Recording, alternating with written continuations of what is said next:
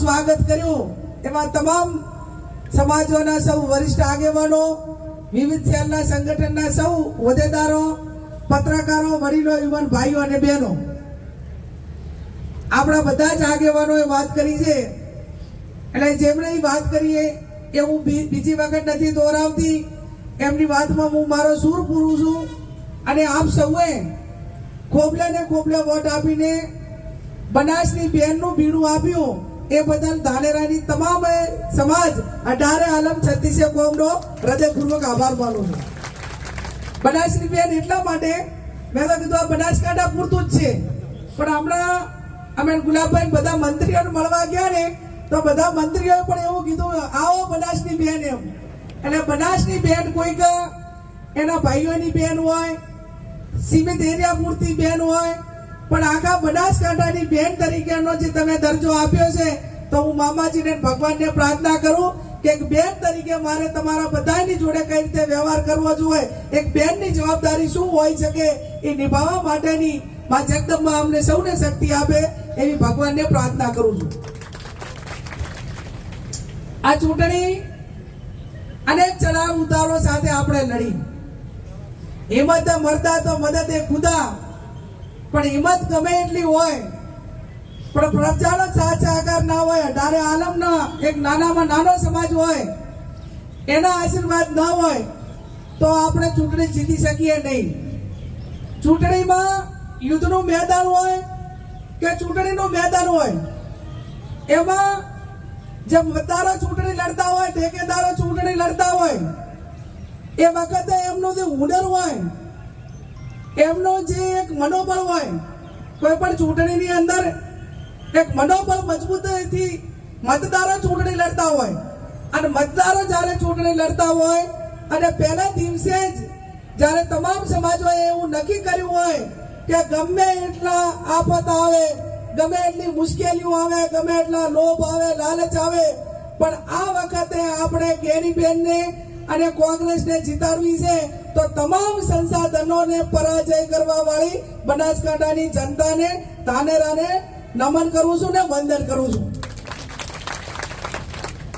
આવનાર સમયમાં રાજકારણની થિયરી હમણાં કોઈ ભાઈ ગુલાબભાઈ કહેતા હતા કે ગેનીબેનને ચૂંટણી લડાયા એવા ને એવા તમામને લડાવો, એવી હું અપેક્ષા રાખું છું ને એવું થાય એવી એમણે આશા પણ રાખી.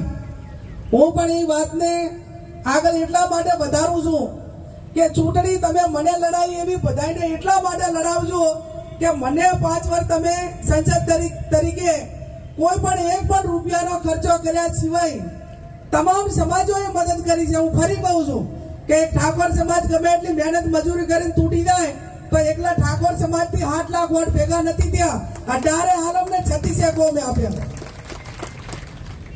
અને એટલું ચોક્કસ કહીશ કે તમે કોઈકને આપ્યું હતું તો કોઈક પાસે લેવા જવા માટે હકદાર બન્યા. પહેલા જ અહીંથી ધાનેરામાં એવો સૂર આવ્યો ભીખાભાઈ કે ઠાકોર સમાજે અમને વિધાનસભામાં આપ્યા છે તો આ વખત અમારે આપવા છે.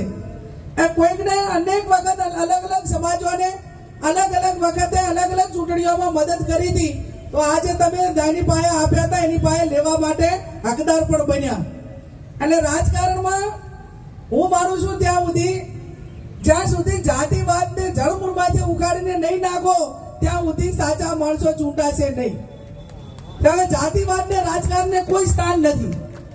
અને સ્થાન એટલા માટે નથી કે તમારા ખાતે જે ગામમાં રહેતો હોય એ પહેલા તમને એ કામ આવશે, પાસે કોઈ પણ સમાજ નો હોય, અને પછી પાડોશી અને પછી બીજા દૂર બેઠા. અને આ પ્રમાણેનો રાજકારણમાં એ આવનાર સમયની અંદર એની ખૂબ જળમૂળમાંથી મહેનત કરવા માટેની જરૂર પડશે.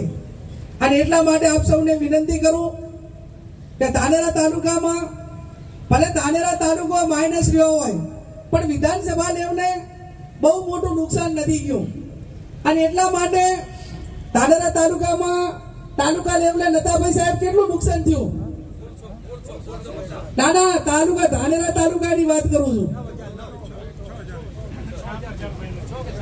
7,000 જેટલું માઇનસ થયું અને એની લીડ દાંતીવાડા તાલુકામાં હતી. ભરભર થતા 1500 કે 1600, એટલે બહુ નુકસાન નથી કર્યું, નહીં તો નુકસાન વધારે 10,000 નું થયું હોત તોય આપણે ચૂંટણીમાં પરિણામમાં થોડી તકલીફ પડોત.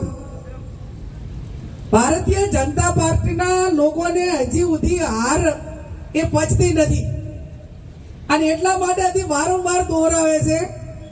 એ લોકો ભાજપ અને કોંગ્રેસની ચૂંટણી નથી કરતા અને ચૂંટણી એ લોકો એમ માને છે હારવા વાળા કે ચૂંટણી હાર્યા, ભાજપ ને કોંગ્રેસ ચૂંટણી લડતું હતું એ પ્રમાણે એ કરતા હોત તો અનેક વખત ચૂંટણીઓમાં હાર જીત લોકશાહી ડબે થાય.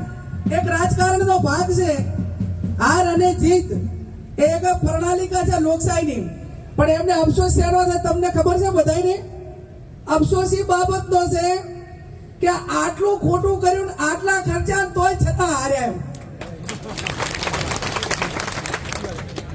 અફસોસ એ બાબતનો છે. લોકશાહીમાં હાર જીત એ રાજકારણનો ભાગ છે, પણ સતત ખોટું કરીને પણ આટલું લૂંટાયું. હજી શરૂઆત તો હવે થશે. જે બધી લાડીઓ આલી છે ને એ વિધાનસભા સુધી જેટલાને તમારા બધાના કાને, આપણા કોંગ્રેસના આગેવાનોના કાને અથડાય કે આ ગામની અંદર આ લાલચથી આ માણસે અમે મદદ કરી છે, તો એને વહેલા વહેલું કહેતું કે ભાઈ ઉઘરાણી હવે ચાલુ કરી. તે તો આપે જ છે, પછી જે વાયદો કર્યો હોય વાયદાની ઉઘરાણી કરો. એટલે ભવિષ્યમાં માત્ર વાયદા આલીને વોટ લઈ દેનારા વાળાને પણ ખબર પડે કે લોકશાહી, અને હવે લોકોમાં પણ જાગૃતિ આવી છે કે આપણે માત્ર વાયદો આપીને દતારા અને પછી વોટ લઈને દતારા ને એનો પૂરો ના કરીએ તો ચૂંટણી તો છાસ બારે આવે ને આવે. અને એટલા માટે હું કહું છું કે જે ભાજપ વાળા જે આવે એની પાસે ઉઘરાણી કરાવશું. એક પાસે જેમ કે આ વોટ એ ભાજપના ફૂલને એમને આપ્યા છે કે કોઈ વ્યક્તિને આપ્યા છે? ભાજપના ફૂલને આપ્યું છે ને, એ સિમ્બોલ આપ્યા, કોઈ પણ લાલચથી આપ્યા છે. પણ એમાં જિલ્લાની ચૂંટણીમાં આવે, તાલુકાની આવે, વિધાનસભાની આવે, નગરપાલિકાની આવે, વારે વારે જે ચૂંટણી આવે એમાં કહેજો કે ભાઈ તારા વાયદાનું છેલ્લે થયું, કઈ પરિણામ આવ્યું કે નથી આવ્યું, એ પરિણામ લાવવા માટે એને કહેજો. એટલે હવે તો ફોન ઉપાડવાનું ચાલુ થઈ જાય. હવે તો હું કોણ છે તું કોણ, કઈ પોલીસ મારફત ખોટું કરાવ્યું હોય, ડેરીઓ મારફત ખોટું કરાવ્યું હોય, અને ખોટું થયું છે એવું આપણે બધા કબૂલ્યા નથી કબૂલતા. આ પ્રજાનો અવાજ છે, અમે કોઈના ઉપર આક્ષેપ નથી કરતા. પછી ખોટું પૈસાથી થયું હોય, ખોટું ડેરીના માધ્યમથી થયું હોય, ખોટું પોલીસના માધ્યમથી ખોટું થયું હોય, પણ જ્યાં પણ એમનો ઘાટ આવ્યો ત્યાં ખોટું કર્યું છે ને કર્યું છે. અને એટલા માટે હું કોંગ્રેસના સૌ આગેવાનોને વિનંતી કરું છું કે આવનાર સમયની અંદર બુથો ઉપર એવી તાકાત ઊભી કરો. આપણે ખોટું કરવું નથી, પણ આપણા બુથો ઉપર કોઈ પણ સંસાધનો દ્વારા એ ખોટું ના કરે એવી તાકાત કેળવવાની જરૂર આવનાર સમયમાં કોંગ્રેસ પાર્ટીને છે. અને જો એટલી તાકાત તમે ઊભી કરશો તો આપણે આ વખતની ચૂંટણી એ 1 લાખથી પણ વધારે વોટે આપણે ચૂંટણી જીતતા હતા. પણ કોઈ પણ વિધાનસભાની સીટ એવી નથી કે એની અંદર 10,000 વોટ ખોટા ના કર્યા હોય. મારી વાત સાચી કે ખોટી? આ પ્રજાનો અવાજ છે. અને હું એમ નહીં કહેતી કે કોઈ એક જ સમાજે કરાવ્યું છે. ધારો કે દાતાની અંદર ખોટું કરાવ્યું તો ત્યાં કઈ ચૌધરી સમાજ એટલા પ્રમાણમાં નતો, અને ત્યાં વહીવટી તંત્ર હોય, પૈસા હોય, અને બીજા બહારથી આવીને ચૌધરીઓએ કબજો લીધો. ધાનેરામાં આપણે દાતા વિધાનસભામાં હું અને જિલ્લા કોંગ્રેસ સમિતિના પ્રમુખ ગયા હતા, તો એક પણ બૂથ એ બીજા જિલ્લાનો કે બીજા તાલુકાનો કે જે આપણા વિસ્તારના મતદારો નથી એવા એક પણ બૂથ એમણે કે બોલા ઉપર એનો કબજો ના હોય એવું દાતાનું એક પણ બૂથ નતું. તો એ તંદુરસ્ત લોકશાહીની નિશાની નથી. અને 24 કલાક પહેલા જે વિસ્તારનો મતદાર હોય એ મતદાર જ રહી કે બહારના કોઈ રહી શકતા નથી. પણ આપણે ઓલા મામા માસીના થતા હોય એમ કે ભાઈ આ તો હશે અમારા સમાજના હાગાવાળા, પણ મહેમાનગતિ કરવાનો વોટિંગના દાડે જ વારો આવ્યો, આટલા વર્ષ ટાઈમ ના મળે તમને મહેમાનગતિ કરવાનો, અને પાછા અહીંયા આપણા એમ કે ભાઈ અમારા મહેમાન આવ્યા છે એટલે આટલા દાડા વહેલા ન મળે આજ મહેમાનગતિ કરવા માટે એટલે પહોંચ્યા દાંતામ. અને એ ચિયું આગું વાળું હતું દાંતામાં કે તમારે અહીંયા મહેમાનગતિએ જવું પડે અને કઈ કોઈ કામ માટે જવું પડે. મેં કીધું એ પ્રમાણે કોમવાદ જેટલો જે સમાજો કરશે એના પગમાં આવવાનો અને આવવાનો.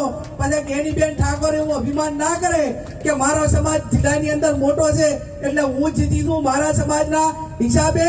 ઠીક છે, લાગણી ને, પણ બાકીના બીજા સમાજોએ 5 લાખ વોટ મને આપ્યા અને 5 લાખ ના આપ્યા હોત તો હું ના જીતી શકો.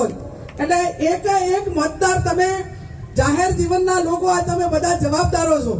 તમે સમાજ ના ચલાવો, રાજકારણમાં તમે પક્ષ ચલાવો, અને જ્યાં સુધી તમે પક્ષ નહીં ચલાવો ત્યાં સુધી જે જેવું કરશે એવું ભોગવશે અને ભોગવશે. કુદરતને એ દેર હોય અંધેર હોતી નથી. તમે ગમે એટલા એંગલથી ખોટું કરો પણ ક્યાંક ને ક્યાંક કુદરત તમને બધાને કંટ્રોલ કરવા વાળી છે ને છે જ. એમને 50,000 વોટ ખોટા કર્યા તો ક્ષત્રિય સમાજે તાકાતથી 1 લાખ વોટ આપણાને અપાવ્યા આખા જિલ્લાની અંદર.